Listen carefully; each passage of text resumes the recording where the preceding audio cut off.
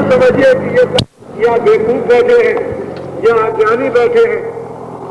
कोई विशेष भगवान की झलक, कोई भगवान का विशेष परिचय इनको मिला है, इसलिए ये इस मैदान में डटे हुए हैं। मैं ये निश्चित करके जानता हूं,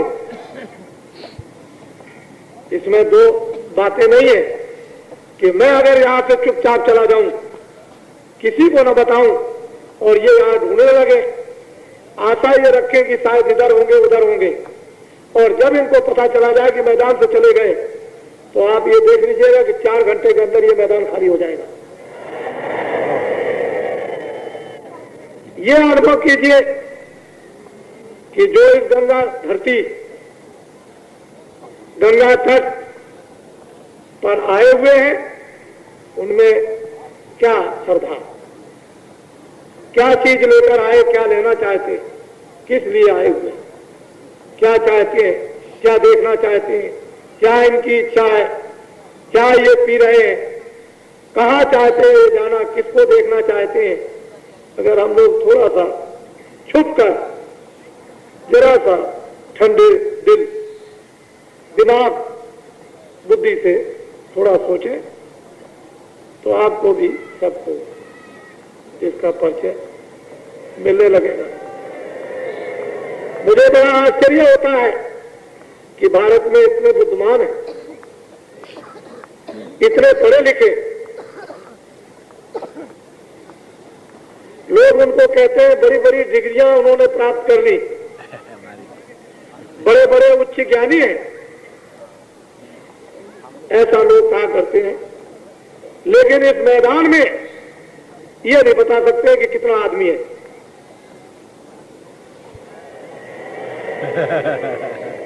बड़े आश्चर्य की बात, इतना आदमी इस मैदान में, और आप उसका अनुमान न लगा सके तो देश में आपने कुछ नहीं समझ पाया। फिर तो आपको देश में यहां और वहां, इधर उधर चैन मिल ही नहीं सकती।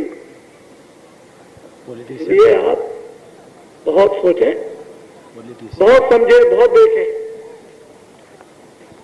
और अभी तो 2 करोड़ की बात थोड़े ही दिनों के बाद, तारीख आपको बता दी है, सालों से बता रहा हूं, 31 मार्च 80 के अंत समय तक 10 करोड़ आदमी, अभी तो जर्रा भर इनको हो रहा, और फिर कितना होगा कटोरी, फिर क्या पूछना, फिर तो दरिया चलने लगेगा।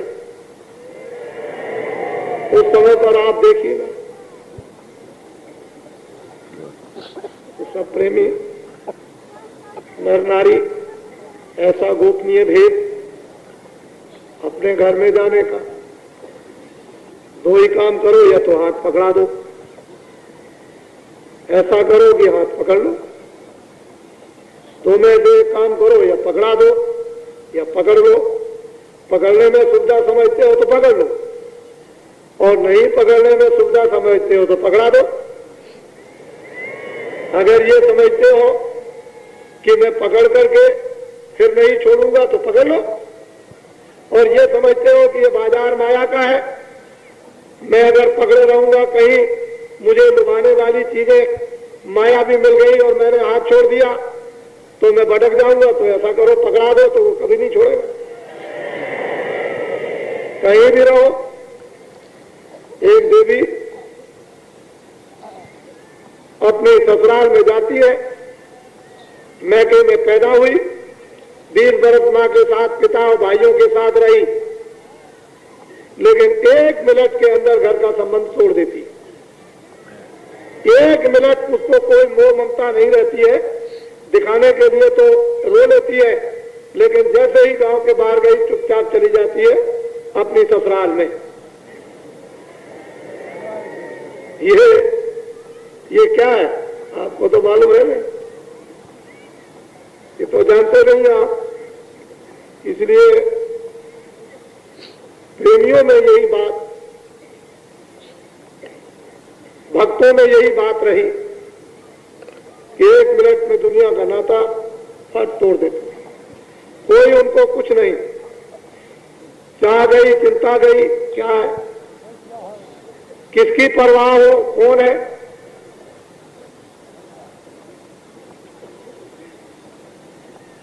भक्तों का तो हृदय और दिल इस प्रकार का रहा और रहेगा। यहाँ पर सतयुग के आने की स्वागत तैयारियों में, स्वागत में 11 दिन तक काशी विश्वनाथ बम भोले भी यहाँ पर उपस्थित है और रहेंगे। और उन्होंने रात को एक स्वप्न तो जरूर दिया है, उस दिन भी दिया था, कल बतलाऊंगा आपको। कुछ रात को आज कुछ और होगा तो परसों बताऊंगा। कुछ स्वप्न है,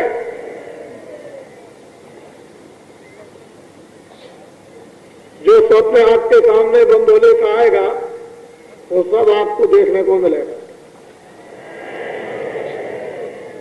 हमने तो आपको ये बताया कि बाबा जी तो अब बताने वाले हैं नहीं,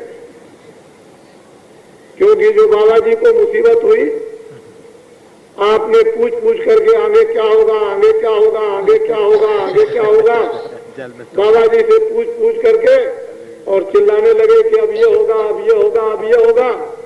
उसमें तो ये मुसीबत दिलवाई आप, और अब आप पूछना चाहेंगे, अब नहीं बताएंगे। अब तो सब काम आपको आंखों से दिखाएंगे,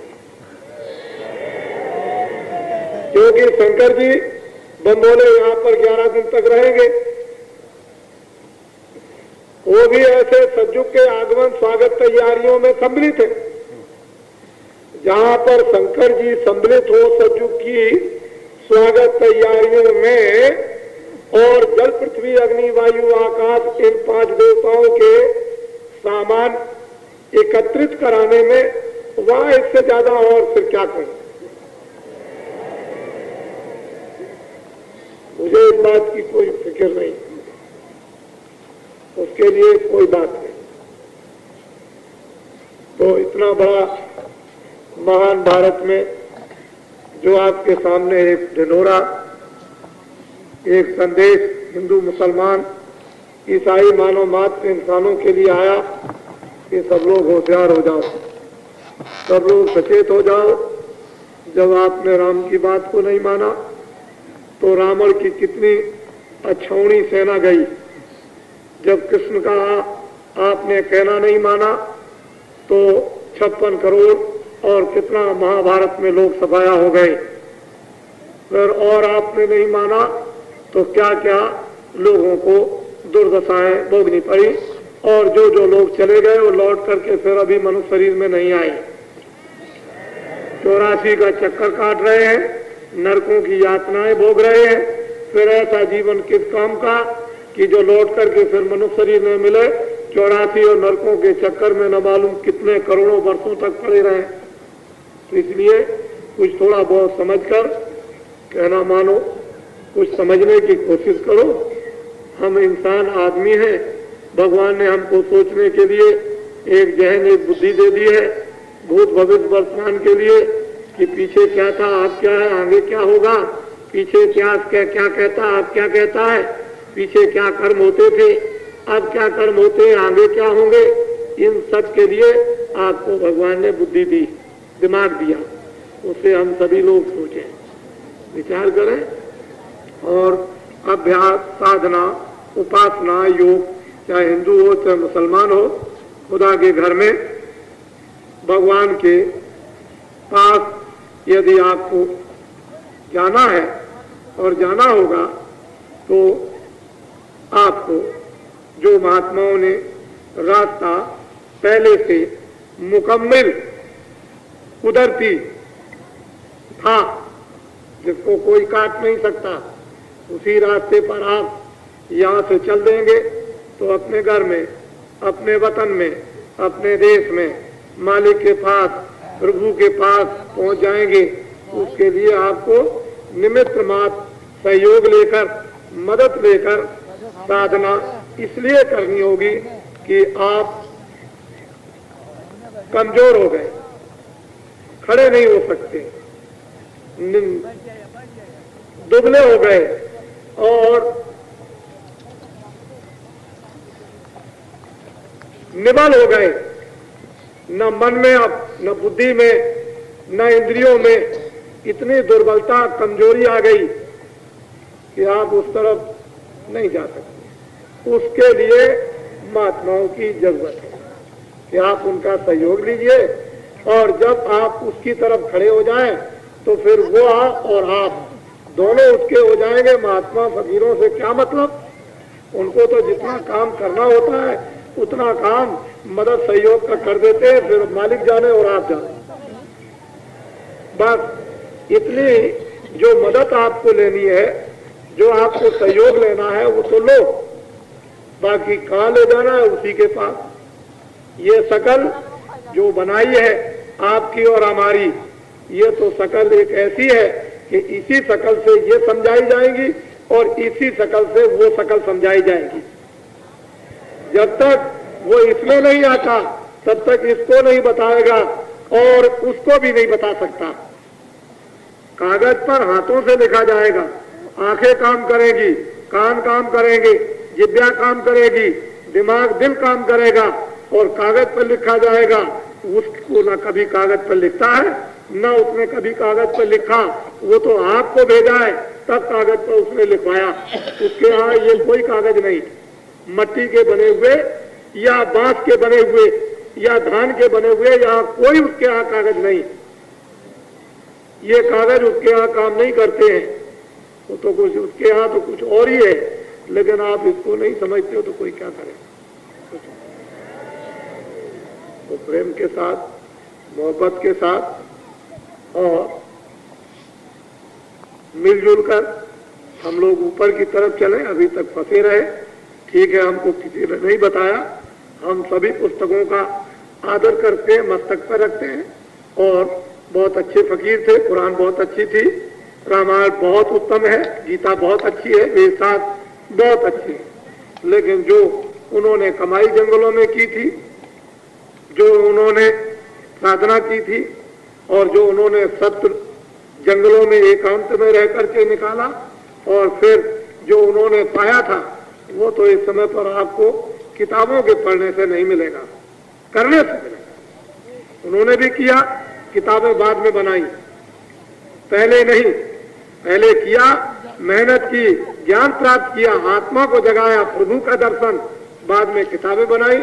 हम लोग पहले किताबें पढ़ना चाहते हैं और उसकी बात करते हैं। पहले कमाई करो, मेहनत करो, उसके बाद किताबें आपके सामने ज्यों की त्यों आ जाएंगी और सब समझ में आ जाएगी। लेकिन तुम पहले ही से लगे रहोगे, ज्ञानियों के पास जाओगे नहीं, महात्माओं के पास, फकीरों के पास, तो किताबें आपको क्या, फिर इसी बुराई में जो आप जिसमें फंसे हुए हो उसी में लगे रहोगे, फंसे रहोगे। कोई कहेगा ये कुर्बानी ठीक है, तो कोई बकरा बतलाएगा, तो कोई गाय बताएगा, कोई सुअर बताएगा, तो कोई बकरी बताएगा, कोई अंडा बताएगा, कोई शराब बताएगा, तो कोई पति और पत्नी को बताएगा ये ठीक है, तो कोई कुछ कहेगा, कोई कुछ कहेगा, इसी में उलझे रहोगे। और इसी समय में बस किराए का मकान, जहाँ श्वास पूरी हुई तहाँ फौरन आपको 1 मिनट में उसने मकान मालिक ने निकाल दिया, जल्दी है आप।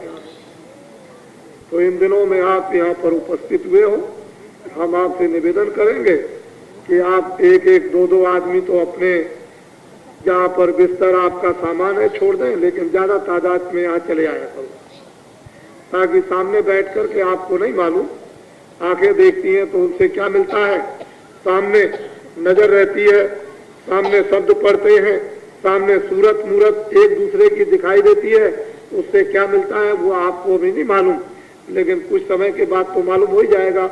इसलिए सामने रहना चाहिए।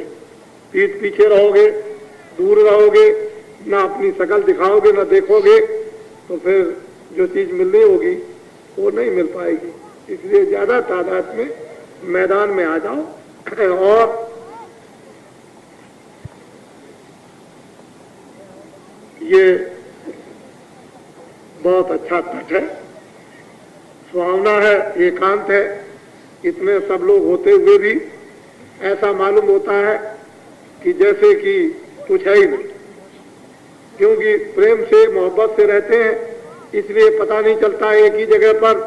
बिल्कुल जैसे कि पतंगे जब लाइट के ऊपर में वो अपने आप को दीवाना होते हैं, पागल होते हैं, तो एक दूसरे को कोई अपने का उसको ज्ञान नहीं रहता है। वो तो रोशनी देख करके बस उसमें भूल जाते हैं, अपने शरीर की सुध बुध भुला देते हैं। ठीक यही हाल इस मैदान में लोगों को देखने को मिल रहा। कोई किसी का सामान गिर रहा है, कोई बच्चे गिर रहे हैं। इधर अभी कई एक देवियां बैठी थी, खो गई। कोई देवियों को भूल रहा, कोई बच्चों को भूल रहा, कोई पति को भूल रहा, तो कोई कुछ भूल रहा, कोई इधर देखता है तो कोई मौका उठाता है, चलो ये भी काट ले, कोई कुछ ही ले जाए, कोई कुछ ले जाए। लेकिन ये है सब बदहोश, होश नहीं है। वो पतंगे अपने को बिल्कुल उस पर निछावर हो रहे, और खाक की चीज खाक में मिलाकर इस अस्तित्व को मैट करके उसको चढ़ा देना है उस पर। अगर इसको बनावट को मैट करके आपने और असलियत को निकाल करके उस सत्यता को सत्य पे चढ़ा दिया, बस हो गया काम, रह गया, फिर कुछ रहने को नहीं है। तो मंजिल बड़ी ऊंची है। ये मृतलोक है जो दो आंखों से दिखाई देता है, इसकी हदबंदी है, इसकी सीमा है, और उस सीमा के बाद में फिर स्वर्गलोक, फिर उसके बाद सीमा के बाद वैकुंठ लोक, फिर उसके बाद में फिर शक्ति लोक, और फिर उसके बाद में भगवान का लोक जिसको खुदा का कहते हैं, ईश्वर का, और फिर उसके बाद में रब का लोक जिसको ब्रह्मलोक कहते हैं, फिर उसके बाद में बड़े बड़े ब्रह्मांड, वो उस पार ब्रह्मांड में, और फिर कितनी त्रिलोकियां और कितने लोक और कितने मंडल बने हुए हैं, वो उस कारीगरी को कौन बताए। यहां से आपको चढ़ करके चलना पड़ेगा। उसके लिए बिल्कुल सीधी सड़क है, ना आपको इधर भटकना ना इधर भटकना, बस केवल इतना ही है कि उस पर खड़े हो जाओ और जो सड़क पर चीज उस पर सवार हो जाओ। वो मोटर है कि हवाई जहाज है कि क्या चीज है, उस पर सवार हो जाओ। और कहीं अगर आपका तार का तार चल गया तो एक सेकंड भी उधर जाने आने में नहीं लगता। इस तरह की चाल, ये तार लगा हुआ है, बिजली बराबर आती जाती रहती है इस तरह से। इसी तरह से सूरत रूह बराबर चढ़ेगी उतरेगी, चढ़ेगी उतरेगी, चढ़ेगी उतरेगी, चढ़ेगी। कितने ब्रह्मांडों को यानी एक सेकंड के अंदर पार कर जाती है। यह ऐसा सनातन पुरातन अनाज का रास्ता है, और वो आज हम सब लोगों को सुनने को मिल रहा। हम थोड़े दिन तक तो आश्चर्य करते हैं, लेकिन जब हम लग जाते हैं उस कार्य में, उस काम में, उस साधना में, उस रास्ते में, और जब हमारे सामने सब चीजें अनुभव में उतरने लगती हैं, उसका आनंद और ज्ञान जब मिलने लगता है, उसकी शक्ति का संचार जब होने लगता है, और प्रेम प्याला जब पीने को मिलता है, तो सब समझते हैं कि अरे ये तो कुछ और ही था। रामायण ठीक थी, गीता ठीक थी, भागवत ठीक थे, ऋषि मुनि ठीक थे, महात्मा ठीक थे, ये तमाम आए जितने भी लोग, ये सब हमारे नुमाइंदे थे, ये सब हमको राह दिखाने वाले हम भूलों को थे। इन्होंने बड़ी सेवा की, बड़ी मदद की, और इन्होंने क्या नहीं किया हमारे साथ में। तब हमने उनकी मस्जिद बनाई, उनके मंदिर बनाए, हमने उनकी आज किताबों पर अपने को चढ़ाते हैं, और फिर श्रद्धा गुणानुवाद उनका कीर्तन, आज उनका जप करते हैं। अगर हमारा उन्होंने लाभ और फायदा हमको न पहुंचाया होता तो हम आज उनको क्यों मानते हैं, इसलिए मानते। बहुत अच्छा है, नारी आए हैं। लोग ऐसा विश्वास नहीं करते थे कि इतना बड़ा जनसमूह इस मैदान में आ जाएगा, लेकिन मैं तो यही कहता था कि आप देखिए, हमारे कहने की क्या बात, हम तो अब कह चुके, अब तो आप अपनी आंखों से देख लेंगे उसमें क्या बात है। उसमें कोई बात नहीं है। और गुरु महाराज ने, स्वामी जी ने, जो अपने गुरु थे जिन्होंने ये रास्ता बताया था, उन्होंने हर तरह से कूट कूट करके पढ़ा दिया, हम तो नर नारी बच्चे बच्चियों, उस जमाने के आदमी हमारे सामने 12 रुपए तोला सोना बिकता था। 12 रुपए तोला सोना था। घी की और अनाज और गेहूं की बात करें तो आप तो मानेंगे ही नहीं। 60 रुपए, 1 रुपए का 60 किलो चना। आपको कहे तो ये बातें आपको विश्वास में आएंगी, तो हम तो उस जमाने के आदमी हैं, लेकिन आप देखते हो कि आपसे ज्यादा काम करते हैं। ये जितने आपको बांस और बल्ली दिखाई दे रहे हैं, ये बिना ऐसे देखे हुए कोई लगाया नहीं गया। आपको ये जानना चाहिए। और फिर कोई कागज पर कोई चीज नक्शा नहीं, ये सब बिना नक्शे के, लेकिन सब विधि विधान के साथ। जो भी कार्य हुआ वो एक एक कार्य आप विधि विधान के साथ देखें, पर कागज के ऊपर में इसका कोई नक्शा नहीं है। और बाबा जी को ये सब सिखाया गया, गुरु महाराज ने सिखाया।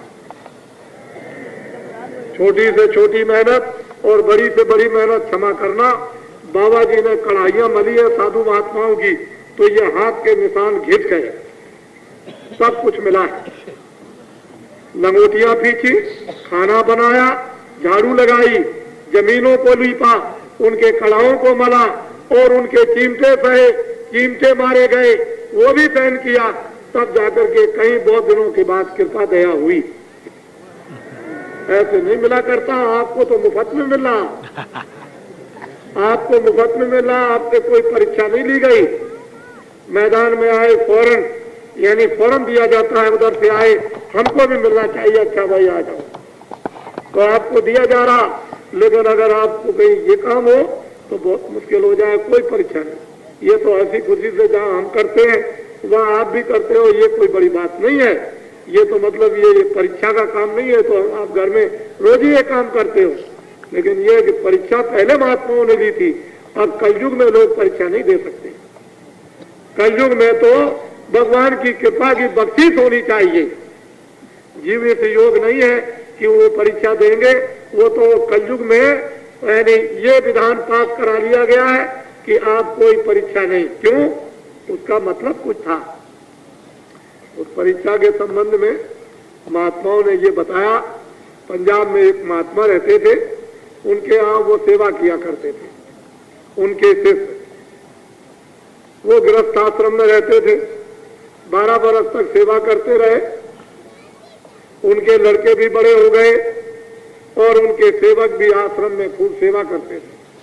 एक दिन बारिश हो रही थी, अपने बच्चों के साथ महात्मा जी घूमने गए। एक बोझा लाद करके उधर से आ रहा था सिर पर किसान, तो पानी बरस रहा था।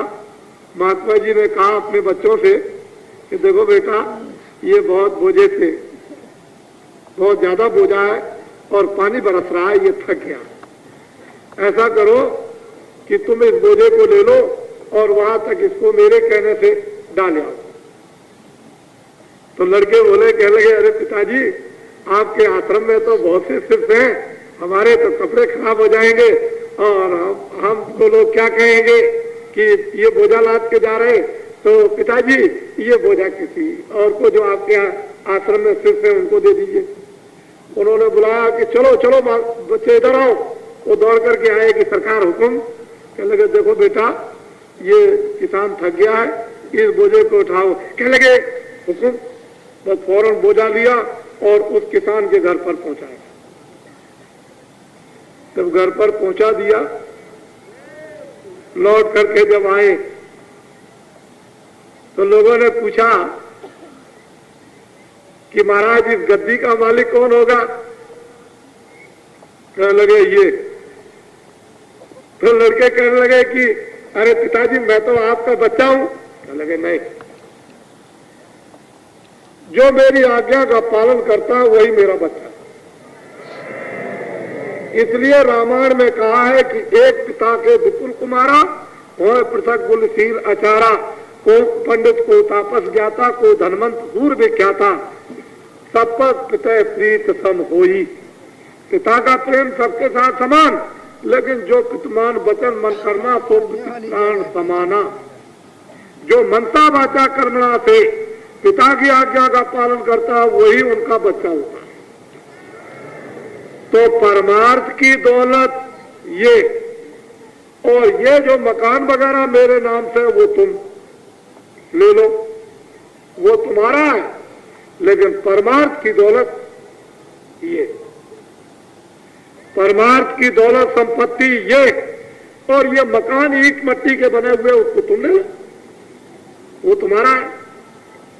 तो बच्चे, महात्मा पहले परीक्षा लेते थे, आप कोई परीक्षा नहीं लेते किसी तरह की।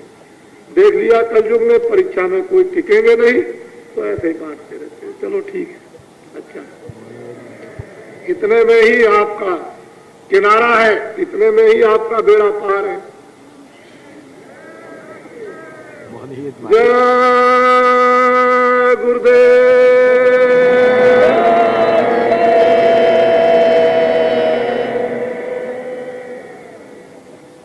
जितना इस समय पर नर नारी बच्चे बच्चियां यहाँ पर सामने हैं, इससे कितने गुना तो ज्यादा अपने अपने बैठे हुए जहां उनके डेरे पड़े।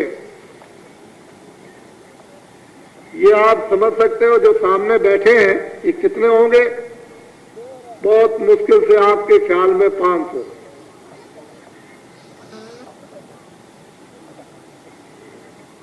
आपका ख्याल होगा 500, हम तो कहते हैं शायद कोई होगा ही नहीं, कुछ नहीं, मैदान खाली पड़ा।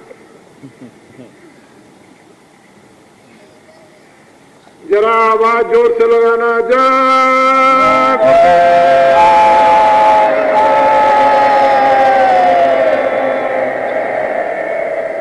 अच्छा, थोड़ा सा आप सामने वाले को जरा चुप हो जाना, सामने वाले चुप रहेंगे, और उधर जो टेंटों में है आप लोग चुप रहो। सामने के जो उधर टेंटों में वो लोग बोलेंगे, टेंटों वाले बोलेंगे जय गुरुदेव।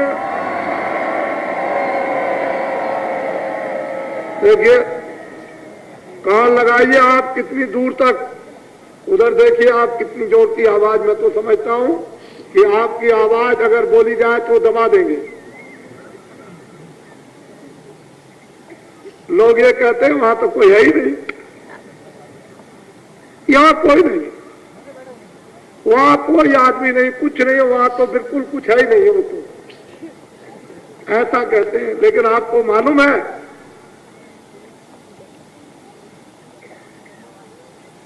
जय गुरुदेव।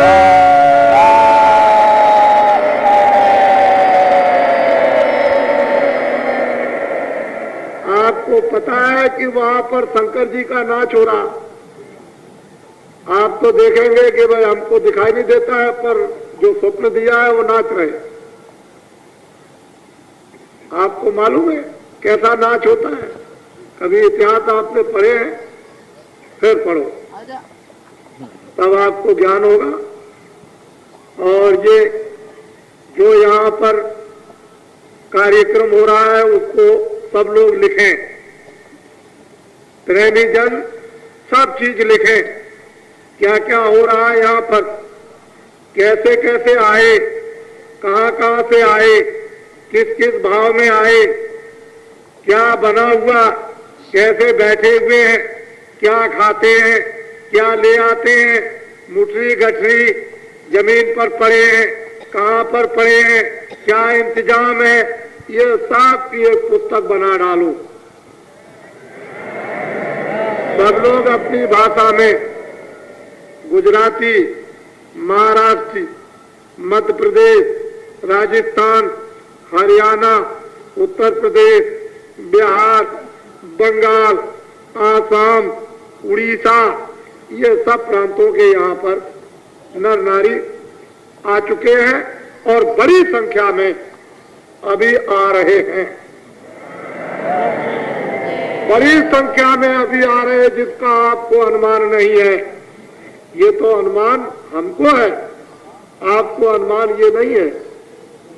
हमको अनुमान है कि बड़ी संख्या में लोग चले आ रहे हैं, आपको तो देखने को मिलेगा ही।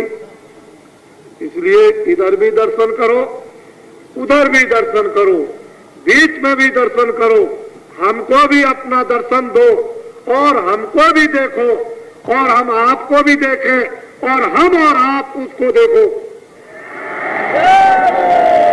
उसको देखिए, ये काशी, अयोध्या, कलकत्ते की तरफ, राजस्थान और जगहों के हमारे विद्वान यहाँ पर इसमें इस सज्जुग आगमन स्वागत तैयारियों में, जिसमें कि भिन्न भिन्न अलग अलग लिखा हुआ है कि कौन सा यज्ञ हो रहा, किसका, किस तरफ हो रहा, ये सब वहाँ वेदियों पर दूर से पढ़कर आप देख लें। हम ऐसा प्रबंध करेंगे कि आपको अंदर भी घंटे 2 घंटे देखने का अवसर आपको मिल जाए। तो मैं कोशिश करूंगा कि सभी रास्ते घंटे 2 घंटे के लिए खुल जाएं, जिससे आप इधर से उधर सीधे और उधर से इधर और अंदर भी आप उसको देख सकें और ठीक से और उसका अनुभव आप कर सकें, क्योंकि इस समय पर सब कार्य पूरा हो गया। अब विद्वानों का यज्ञ का कार्य, अब पूजा इत्यादि का प्रारंभ हो गया है और कल उन्होंने बताया दोपहर बाद अग्नि पैदा की जाएगी। उसमें हम आपसे अनुरोध करेंगे कि सभी लोग अग्नि जब उत्पन्न की जाए, प्रकट की जाए, देवताओं को प्रसन्न करने के लिए, क्योंकि देवता कोई रोटी तो खाएंगे नहीं, वो तो कोई दूध पिएंगे नहीं, उनको तो सुगंधी चाहिए, क्योंकि वो तो स्वर्गलोक में, देवलोक में रहते हैं, तो उनका भोजन कोई चावल और सब्जी और मसाले का नहीं है, उनका भोजन तो सुगंधी का है।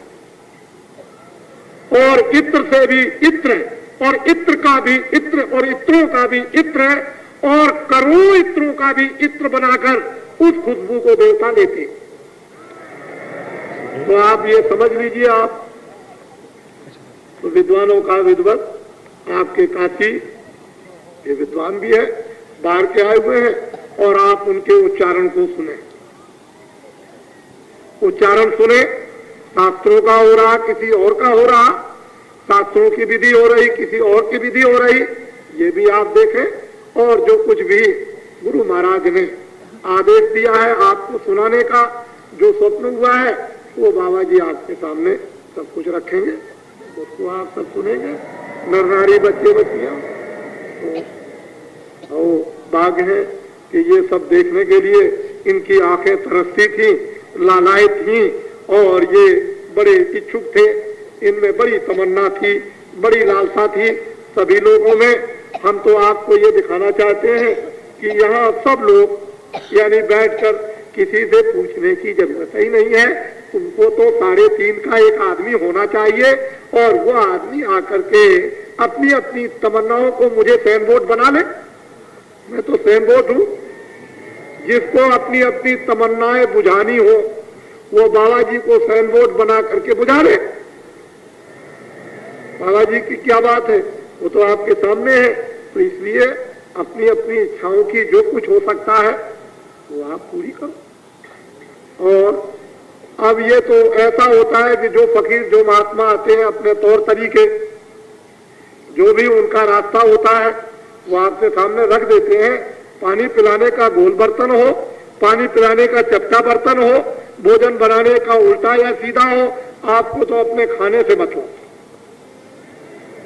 अपने स्वाद से मतलब, अपने जायके से मतलब, अपने फायदे से मतलब, अपनी तमन्ना बुझाने से मतलब, अपने मजे और आनंद से मतलब। आपको तो अपने मतलब से है। हम उसको उल्टा बनाए, सीधा, चपटा बनाए या क्या था, बड़ा घड़ा हो, छोटा हो, इससे आपको क्या मतलब? आपको तो अपने मतलब से मतलब, फायदे से फायदा। इसलिए हमको मत देखो, आप अपनी चीजों को देखो। बस मैं इतना ही आपसे मिन्नत, प्रार्थना, निवेदन करूंगा। और आप तो बहुत ही, इसमें कोई संदेह नहीं कि बड़े भाग्यशाली हैं कि आपने अपना समय बचा करके यहाँ पर दिया है। और सबको जो बाबा जी ने कहा है उसके लिए बराबर प्रार्थना और आपके लिए मंजूर भी हो जाएगी। जय गुरुदेव।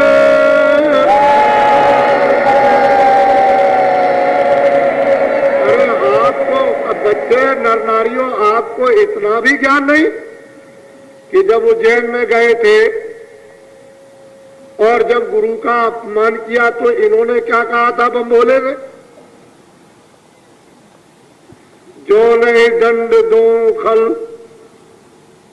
मेरा मार्ग भ्रष्ट हो जाएगा।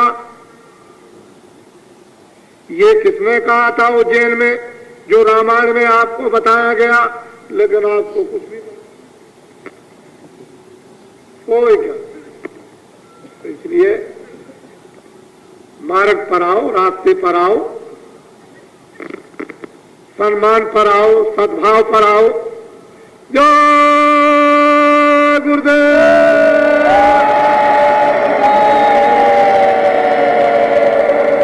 देखो बच्चों, देखो ये है लाउड स्पीकर। जब तक मैं कोई बात न कहूं और आपको काशी में कोई तमाचा मार दे तो आप सहन करना।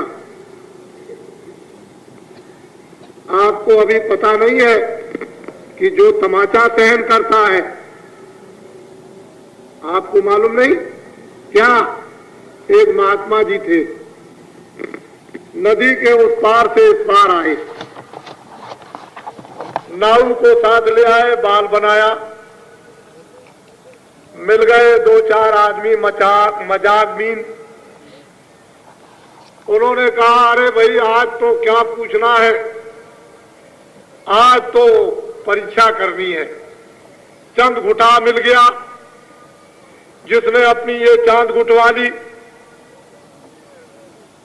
वो नाव पर जब बैठ गए तो क्या किया मजाकबीनों ने कि उसको यूं मारा, ऐसे करके ठोका। किसी ने ये किया, किसी ने ये, एक ने जूता उठाया और उसकी घुटी चांद में मार दिया। वो बेचारे कुछ नहीं बोले, महात्मा जी कुछ नहीं बोले, चुपचाप बैठे। थोड़ी दूर जाने पर समूची नाव डूब गई और वो सबके सब मर गए, वही महात्मा बच गए। जब महात्मा जी भी डूबे तो तैर के निकल गए और तो मर गए। लेकिन हाँफते हाँफते हाँफते हाँफते जब गुरु के उसमें आश्रम में पहुंचे तो गुरु ने कहा कि भाई ये कैसे आए, क्यों हाँफते आए? कह लगे महाराज मैं क्या करूं, मैंने बाल बनाया था, वहां लोगों ने मजाक किया, मैंने कुछ नहीं बोला, मैं चुपचाप बैठा रहा।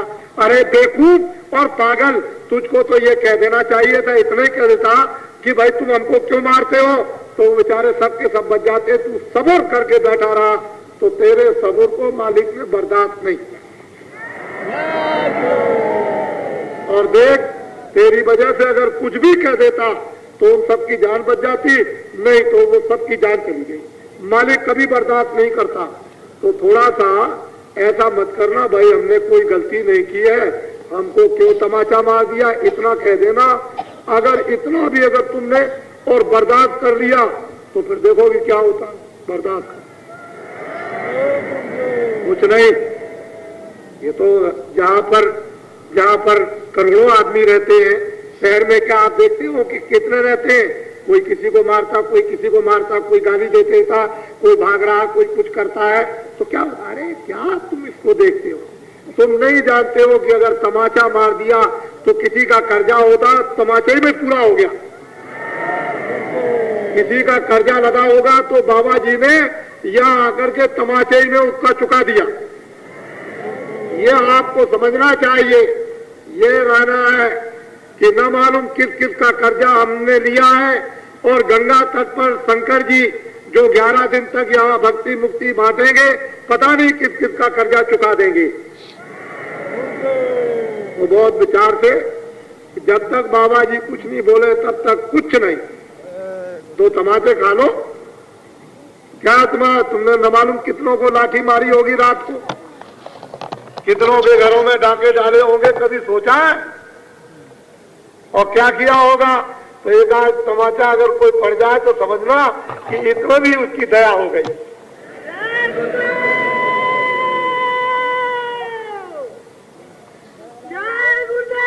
बच्चे चुप रहो, इनको पकड़ ले जाओ। तुम कैसे आए, कल से आए, इनको पता नहीं देना। इनको ले जाओ पकड़ के। तुम लोग यहाँ ड्यूटी पे क्या रहते हो? ये बेटू बीच में चिल्लाता है। अगर अच्छा बस ठीक है, चुपचाप बोलना नहीं।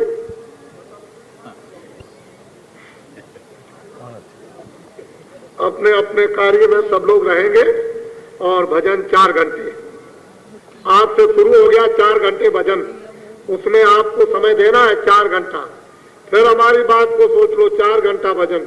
जिनको नामदान नहीं मिला है उनको कल मिल जाएगा, कल फिर परसों मिल जाएगा, परसों नहीं तो नरसों जो नए लोग आएंगे उनको मिल जाएगा 4 घंटे भजन।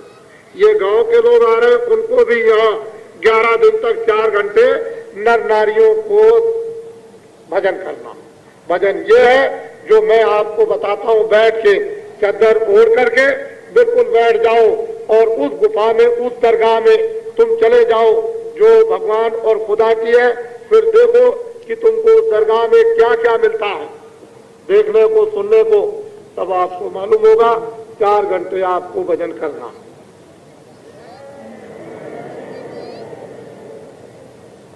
और गांव वासियों ने, मालूम है आपको, परसों के दिन कहा था कि बर्तन नहीं है हमारे पास।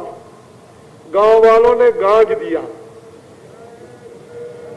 गांज दिया बर्तनों को, गांज दिया कहिए। और हमने कहा भाई इतना क्यों लाते हो, गांज दिया बर्तन। यानी देखिए जब दिल बादशाह बनता है तो क्या होता है। गांव वासियों में कितना उनका मालूम तो होता है। अरे दिल तो दिल ही है। दिल क्या है, जब वो 1 पैसा चढ़ाया था उस बुढ़िया ने ईसा मसीह के उस चर्च बनने पर, तो टॉप पर लिखा गया था बुढ़िया का नाम। बड़े बड़े पूंजीपतियों ने कहा कि हमने लाख दिया, 50,000 दिया। अरे भाई तुमने जो दिया उसमें से बचा के दिया। लाख होगा तो तुमने 10,000 दे दिया, 10 लाख होगा तो तुमने 50,000 दे दिया। अरे बुढ़िया ने तो जो उसके पास था उसने कहा बेटा मेरे पास तो यही 1 पैसा है, इसको ले लो। तो उसके पास जो कुछ था उसने सब दे दिया, तुमने तो सब नहीं दिया। तो जिनके पास में ये होता है वो सब दे देते हैं, वही काम कर जाते हैं। जय गुरुदेव।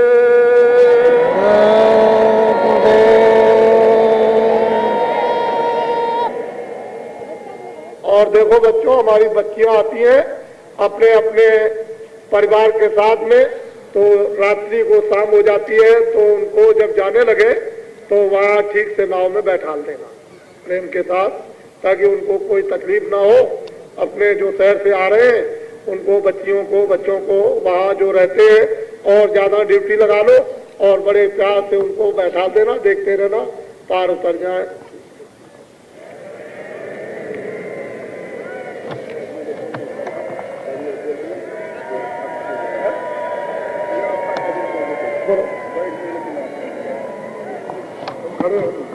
बोलो नहीं, शांत हो जा, बोला नहीं। 4-5 मिनट मैं भी बोलूंगा।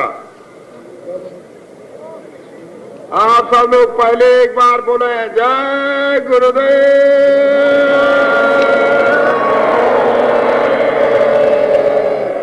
जय गुरुदेव।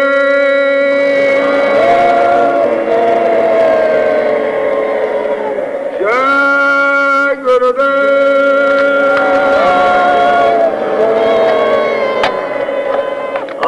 शांति से 2-4 शब्द हमारा भी सुन लें।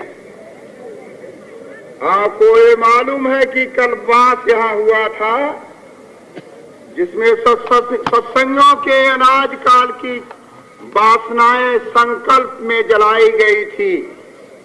उस जलाने में हम लोगों ने महीनों से भारी यातनाएं बर्दाश्त की हैं।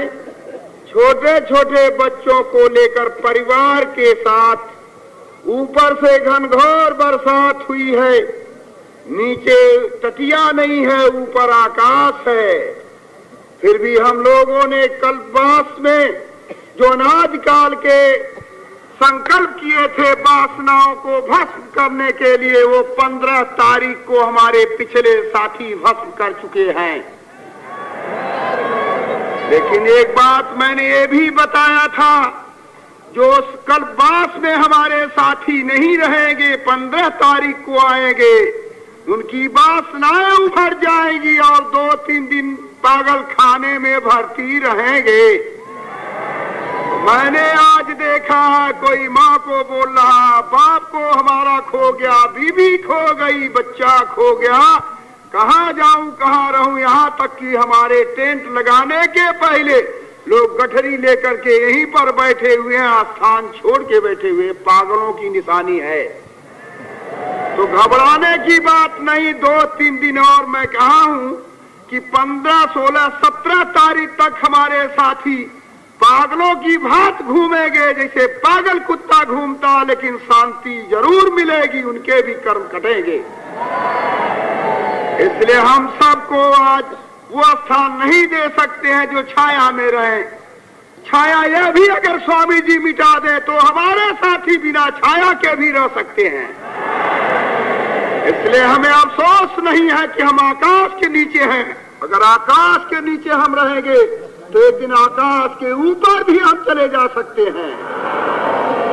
हम अपने शक्ति के बारे में आज देखें, हजारों हजार गठरिया भी आ रही है, रात दिन तांता लगा हुआ। कुछ बदमाश गुंडे जरूर कोशिश करते होंगे नदी के उस पार कि ये छौड़ी सेना जो राम की बानरों की सेना है, उसके पूंछ में आग लगा जाकर उसके पूंछ में आग लगाई गई।